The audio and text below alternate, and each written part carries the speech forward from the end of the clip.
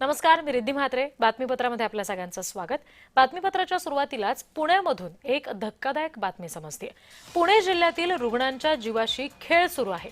डॉक्टरकडून एका दिवसात कुटुंब नियोजनाच्या 97 शस्त्रक्रिया करण्यात आलेल्या आहेत आणि घाईघाईत चुकीची नस कापली गेली, यामुळे एका महिलेचा मृत्यू देखील झालाय.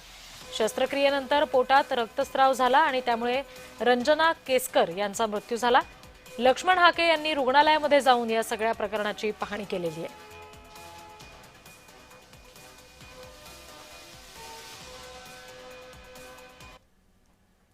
एका दिवसात विक्रमी 97 शस्त्रक्रिया करतात आणि त्या 97 शस्त्रक्रियापैकी रंजना केसकर नावाच्या एका मेंढपाळाच्या लेकीचा मृत्यू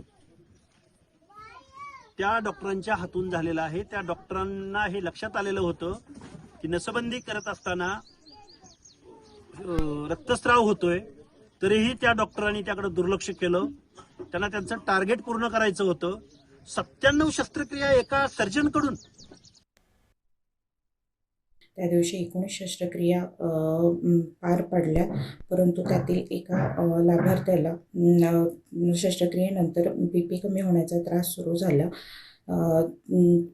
प्राथमिक आरोग्य केंद्र स्तरावर प्रायमरी मॅनेजमेंट देऊन आम्ही तिला तातडीने ICUची गरज असल्यामुळे जवळच्या खाजगी दवाखान्यातील ICUमध्ये हलवले, परंतु तिथे तिची प्रकृती जास्त खालावल्यामुळे तिला व्हेंटिलेटरवर घ्यावं लागले.